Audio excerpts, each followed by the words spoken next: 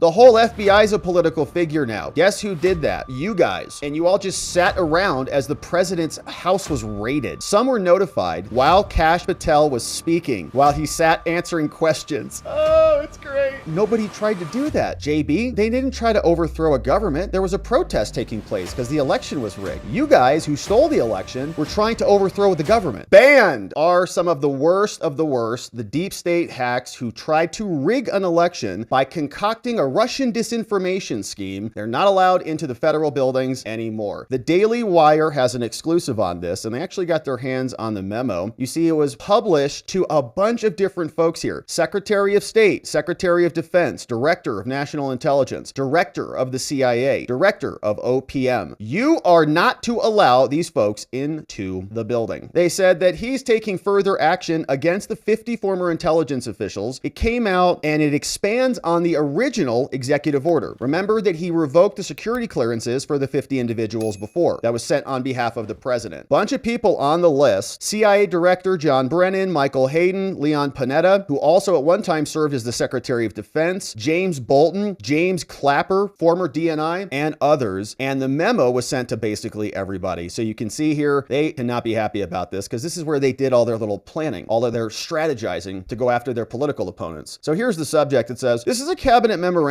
to expand on the executive order holding former government officials accountable for election interference, which is what they did. And they accused Trump of doing it. And improper disclosure of sensitive government information that Trump signed the day he was inaugurated on January 20th. Now, on behalf of the president and in furtherance of this executive order, which was previously signed, holding former government officials and so on, the Secretary of State, the Secretary of Defense, the DNI, the Director of the CIA, and OMB are hereby directed to revoke unescorted access to secure U.S. government facilities from the 50 former intelligence officials named in the executive order. These individuals no longer possess a need to access secure facilities, as outlined, and they do not have the appropriate security clearances to be there anyways. Now, in the event that any of these 50 former intelligence officials named in the executive order, if they received a security clearance by virtue of employment with a private entity, some other third party, and they do this a lot. No, we don't work for the CIA. I work for a private LLC that has one contract with the CIA. The U.S. government entity that granted that security clearance should inform the private entity that the individual's ability to access secure U.S. government facilities and classified information has been revoked. So I don't care if you're working for some other third-party company. Your access is now gone. The company can decide what to do about that. If they need you to have access to those facilities, that's fine. Well, they can decide to keep you employed or to fire you. Now, additionally, if any of the 50 former intelligence officials named in the executive order, if they obtained a security clearance from a U.S. government entity that's not included as an addressee to this memo, in other words, if you're not the CIA, the DNI, OMB, or whatever, the OMB shall provide this memorandum to the appropriate clearance-granting U.S. government entity to ensure compliance. So if you're feeling left out because you're not on this list, don't worry. We'll get you a copy and you can comply accordingly. Now, this memo is not intended and does not create a right or benefit, doesn't do anything else, and so that is now sent out to everybody. Now, we also saw this report from NBC News telling us several top FBI officials are told, you're gone too. And we also saw that there was the fork in the road email that went out to basically every federal employee saying you can stay and your future is in question, or you can be fired, or you can resign, essentially. You can leave and you'll be paid for 8 months. Now it's going to the FBI. Several top officials told to resign. And it includes about half a dozen executive assistant directors who are some of the Bureau's top managers, cleaning house, making way for Kash Patel. Several top people promoted by Christopher Wray were told on Thursday to resign or retire or you're going to be fired, according to multiple current and former Bureau officials. The purge of senior officials include about half a dozen, quote, executive assistant directors who are some of the Bureau's top managers overseeing criminal, national security, and cyber investigations. They're career civil servants, meaning they can't be fired without cause. Also targeted were at least 2 heads of field offices in Miami and Las Vegas, which are just great because what the hell did the FBI do in that shooting from the hotel into the crowd of concert goers? We still don't know much about that case. And Miami presumably was in charge of the raid of Mar-a-Lago, that field office, its jurisdiction, and the assassination attempt that took place at the golf course. So they're both gone. Bye. NBC News says, I was informed by FBI HQ today that the executive leadership at the DOJ plans to dismiss me from the roles, said Spencer Evans, of course, along with several other FBI executives as soon as Monday morning. I'm going to be fired, he rants to the NBC. The special agent in charge of FBI Las Vegas. "I've gone to the media," said Spencer, said in a note obtained by NBC News. "I was given no rationale for this decision, which, as you might imagine, has come as a shock." Why is everybody shocked? Okay, Trump's firing everybody, especially the FBI. "I have no idea what I did or what we did." Now, NBC News previously reported, did you help arrest J6ers? Did you help arrest people who were protesting for pro-life causes? Were you part of the same cabal of FBI goons? I don't know. Maybe he wasn't. Maybe he was like a real stand-up dude. He's like, I don't know. I love Trump. I don't know. But I doubt it. NBC News previously reported that the officials had been offered the prospect of demotion. Yeah, you can go clean the toilets or you can leave. Pick one. But has since learned that was not the case in most instances. A current FBI official told NBC News the move would be hugely disruptive, while a former official who was talking to people at the FBI said there's a lot of anger because the affected employees aren't considered political figures in any way. Yeah, the whole FBI is a political figure now. Guess who did that? You guys. And you all just sat around as the president's house was raided and as American citizens were dragged in and tracked down all across the country by your offices. You're all involved in it. Okay, J6ers were rounded up all across the country. You're not immune. And you all just sat there and took it. So the FBI declined to comment. We're not political. We're not involved in this. Why are we getting caught up in the political transition? The whole agency has now been weaponized politically. So you're gone. Shouldn't have let it happen. Yes, you should have blown the whistle. You should have spoken out. You should have been somebody like Steve Friend, like this guy, who blew the whistle, called him out, and got castigated for it, got abused over it. He's reporting now the special agent in charge of FBI Miami just announced his immediate retirement via an email that can't be forwarded or printed. Okay, like no screenshots. He's like such a character. Like, no, I'm just leaving. Don't copy this or print it. Probably a little screedy. I don't know. Steve Friend, FBI whistleblower, one of the suspendables, as you've heard him called, wrote an amazing book called True Blue, best-selling author. People love it. Says that Jeffrey Veltri targeted military vets and vax-resistant FBI employees, called them insider threats. And everybody who worked under him is like, well, we're just following orders. We're just dumb FBI agents. Sure, yeah, they are killing grandmas if they don't want to get that thing. Going after military vets. Why are we being politicized? Why are we being fired? This is why. Good riddance. All right, so they can't figure it out. FBI declined to comment on this. Wray, who Trump appointed for his 10-year post, resigned at the end of his term. The move comes at the FBI amid waves of terminations, and they're like shocked still. Trump fired 18 inspectors general, and people are saying that's illegal. Trump defended the firing, saying, well, yeah, some were unfair or were not doing their job, so they're gone. Trump also fired career attorneys at the DOJ who were involved in prosecuting him, raising alarms on threats of retribution. They raided his house and wrote the search warrants to do it, right? So they started it. They can no longer work for him. You understand how insane that would be? Have somebody who tries to kill you, essentially, politically, if not physically. They're going to come work for you. They're gone. They have to be gone. It's a matter of national security, actually, right? Because you've got these people who tried to take out the president. You don't want them anywhere near this guy because they're nuts. Trump has picked Kash Patel to lead the FBI in his second term. Patel said at confirmation that they won't take retributive action. No, it's not retribution. We're not Democrats. But if you broke the law, you will be prosecuted because no one's above the law. You set the standard, even though you perverted the phrase. We'll actually make good on the phrase and ensure justice is done. So several FBI agents having a tough time. Jeffrey Veltri is now gone. Good riddance to him, running away like a coward, obviously, as they do. Here's more from CNN. They're ordered to retire. Their deadline is now Monday. The purge is being extended. So Monday morning, we're going to come back and there better be afuera right out of there. The senior officials are at the executive assistant director level or special agent in charge level, and they oversee cyber as well. Some were notified while Kash Patel was speaking, while he sat answering questions. Oh, it's great. You've got all these FBI partisan hacks. Trump transition officials in recent months have signaled plans to push aside leaders promoted by Wray. Do you mean criminals who try to interfere with the due process of law? Yeah. The leaders and the changes have drawn internal consternation, in part because these officials didn't have anything to do with Trump. They're like, well, I didn't prosecute Trump. No, maybe not him specifically, but the J6ers and the Catholics and the parents at their school board meetings and the pro-lifers and all of them, right? You're all involved in it. So if you went after that and you're out there pushing the narrative, you're gone. The personnel moves come as hundreds of FBI agents who were assigned to investigate J6 are bracing for the possibility that they could be forced out or punished too. Incredible. The changes highlight how the new administration has moved quickly and how Trump's striking back. Jack Smith was illegitimate, right? And everything that led up to that was created by corrupt folks at the FBI. Just like they did with Crossfire Hurricane, it was the same thing. Some agents say the criticism belies the fact that they can't choose which assignments they're given as part of their job. See that? We're just following orders. The FBI workforce is broadly conservative,